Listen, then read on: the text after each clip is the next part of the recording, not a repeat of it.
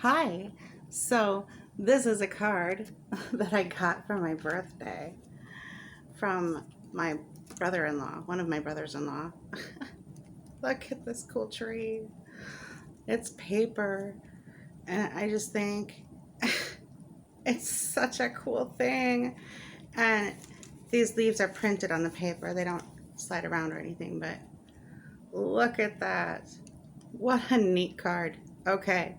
So love it. Love it. I turned 50 this week. So oh, here, I'll leave it open so that we can enjoy it. Let's see. I think this angle here. Yeah. There we go. So I turned 50 last weekend. A big 50, and yeah, it's the same as it felt last week. So nothing changes. All right, so I'm going to talk to you today a little bit more in depth about my Lupron injections. I get them once a month, and that is meant to keep me in menopause because, well, I have HR positive breast cancer, and this is part of my ongoing therapy to treat my cancer and keep it in check so I can live with metastatic cancer at stage 4.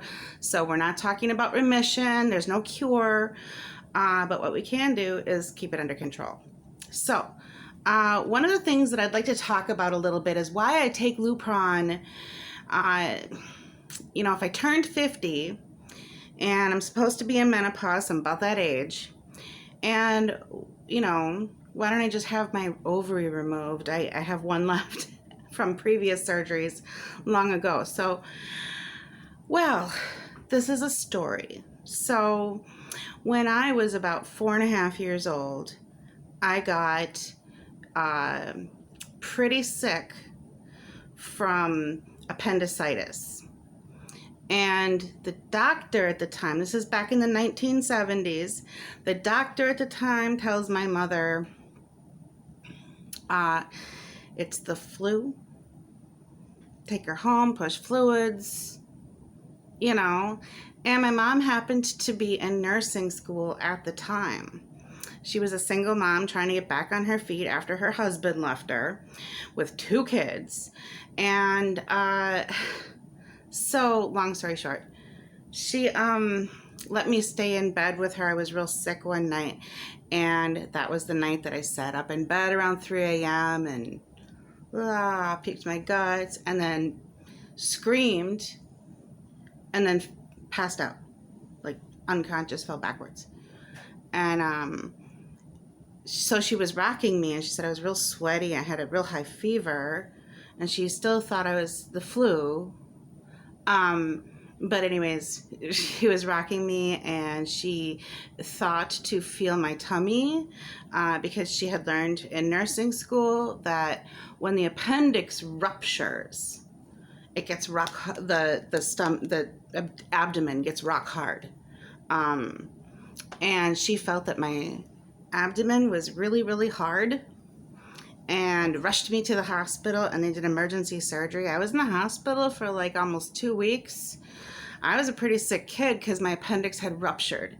And they did an appendectomy, an emergency appendectomy. And so the reason I tell you this story from when I was 4 years old is because later in life, after I reached puberty and stuff, I was found to have abdominal adhesions. Once I was married, they did a laparoscopy, and it showed a lot of abdominal adhesions. And then eventually they did a hysterectomy because of my painful periods and all this. So I was like 23, no kids. And so they did a hysterectomy, and not a lot was known back then, in the 1990s even, about abdominal adhesions. And I mean, I had surgery after surgery, and I didn't know they were just making more adhesions. So one of the first things I had to do was learn to stop having so many surgeries. So anyway,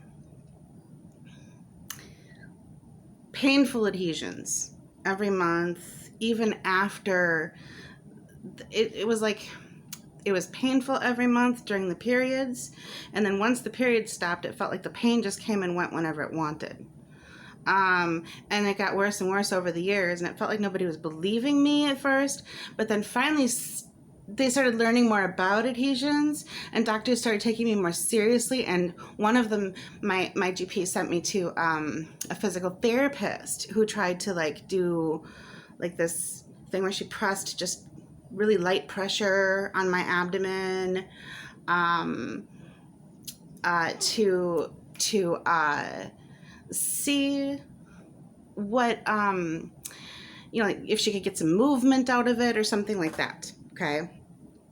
And she couldn't find any movement. It's like so thick in there. One surgeon even tried way back when. He said that while we were in there, we went ahead and loosened up all those adhesions for you. Now, knowing what I know now, that's not good to do for anybody. That's really bad advice. So, yeah, that's how I got adhesions, and through this physical therapist, she educated me about my condition with adhesions, and she said they get thicker every surgery, and what adhesions are is they're scar tissue, and they connect like the lining of your abdomen and your organs together. They adhere things together. Things start to stick, and it can cause problems like abdominal issues, like with your intestines and your bladder and those fertility issues, all kinds of things. Now, if you Google this, I'm not including any pictures, and that's on purpose. That's by design, because this is straight up gore. If you look at adhesions, you're going to find pictures of, it almost looks like sticky tape or like something being pulled apart like by glue, like trying to pull these. Well, anyways, most people get adhesions. This physical therapist had explained to me most people get adhesions in like their late 40s, 50s. A gallbladder might rupture. It's usually later in life. Usually 4-year-olds don't have appendicitis that ruptures. So my organs had to grow around all this stuff, and nobody told me that they also harden over time. So my organs had to grow around this stuff because I was only like 4 years old when they started. So what you see online are pictures of like, oh yeah, all right, I see some adhesive from this organ to this organ. Sure, there's like some stretchy stuff right here, and it looks kind of like fascial tissue, the tissue that holds your skin to the rest of you. Okay. So it looks like that. Like when you cut into a chicken, when you try to pull the skin, it's that stuff that keeps the skin on the chicken. That's kind of what adhesions look like. There's a problem with mine. They've had so much time to grow and harden that now they've spread into like more pelvic region and my hips, and that they've also gotten tighter and harder, thicker. And what we have now is a clump of my organs that are stuck together like this. And you can't, literally what the last 2 surgeons that have been inside have told me is that you can't tell one organ from the next. They all look like Franken-organ, which is a rare condition. So when I wanted to get untethered from like the Lupron injection, those monthly injections, they were like, well, we can just take out your ovary. I was like, good luck with that. But sure. So they had this beautiful blonde Nordic, tall, gorgeous surgeon lady who was like, yeah, I go in there with my robot and we fix you, but I am not going to pull these things apart too much. I don't want to have to give you poop bag, whatever. She was just amazing. Just talking to me about like the risks of like not wanting to force anything apart because she didn't want to have to cause a colostomy bag or give me bladder issues or anything like that. So she was just going to go in and see if she could locate. And I read her notes after the surgery. I mean, they spent, because I'm on chemotherapy, so they spent like 2 hours trying to get my IV started all over the place in my feet and my hands, my arms. And even the surgeon came in to try to pick me. That's just a really common side effect of chemotherapy. But they finally just like rubbed lidocaine on my arm and went for it. And I just gritted my teeth and bore it. And then they went in, and I could tell when I woke up, they didn't cut anything. I could tell. But she sent in her little robot with all its cameras and stuff, because they're all way more technical than like the 25 years ago that I had my hysterectomy. So she went around, and her notes read like some starship captain that went in and like could not locate the alien being, like could not make contact with, did not identify. It just sounds like some crazy science experiment gone wrong. And she just backed her robot right out and sewed me back up. And I could feel it when I woke up that they didn't do, I mean, I felt the incision, like it was just tiny little incisions. But I was amazed that I could tell that nobody did any work inside me, because that's how painful adhesions make a lot of abdominal surgeries. And, you know, it's okay, because I was probably infertile anyways. When I say like I was 23, I didn't have kids, and they took my, you know, that's okay. They did take out one ovary. It was like a Christmas or a Thanksgiving one year. I think it was a Thanksgiving, and we were at family's, and I got this pain. It was worse and worse and worse. And finally I was like practically vomiting. And my husband took me to the emergency room, and they found this massive cyst on one of my ovaries. And then they had to call a doctor in who was on call for the holiday. And I kid you not, when I came to from surgery, he smelled, no, maybe it's just I don't know. But I could have sworn he smelled like he had been drinking like alcohol. And I was a little worried. But anyways, that's probably, I don't even. But anyway, that was a success. But then I only had the one ovary left after the hysterectomy. Took my tubes, took my cervix. And then I was missing. So all I had was that one ovary left. And then somebody said, you know, we could just take it out. It's just this little dried up prune now. Because they saw it like years ago. They made contact. And last seen, it looked like this dried up little prune. And I said, no, I don't care. It's still doing its job. Just leave it. Well, I maybe should have rethought that. But anyways, several years later, cancer. Now they have to throw me into menopause, and they went into with the robots to try to find it. And it's like hiding somewhere amid all the other chaos that's inside me. So I live in Wisconsin. I called a while back to see if somebody would want my body for donation, because once you have cancer, you can only donate your corneas. They don't want the rest of your organs. So I wanted to see if like some medical school could use a cadaver. So anyways, Milwaukee has a school of internal medicine or whatever. And they're like, no, you get cancer. We don't really want that. And then I started mentioning my adhesions. And the lady sounded actually excited. So they might want to look at that. She said, that sounds really interesting if it is what you're describing. But yeah, just one mishmash of organs like that. You know, they're just stuck together. And so I drink a lot of water. I try to take walks, you know, or at least stretch to get some movement in, but movement is painful. Going for walks is painful. I've gotten all this weight. You'd think since COVID I would be walking more, but I've just been going out less because of COVID. So,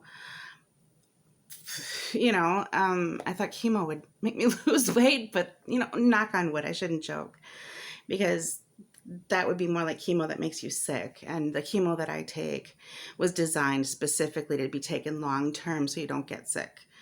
It's a gentler kind of chemo. And it's working. It's doing really good. So no complaints there. But I just wanted to kind of explain why I'm still on Lupron instead of like going off of Lupron and just having a life where I can travel. But I don't get to bring the Lupron home. They mix it there. It has to, like, it's a very specific, and the syringe is crazy. It doesn't hurt. You know, I had a fear of needles. I had a fear of medical stuff. I used to have a lot of medical phobias. Cancer kind of gets you over that. So anyways, that's why the letrozole and the Lupron are both working together to keep me in menopause. That and Ibrance was kind of developed to work with Lupron.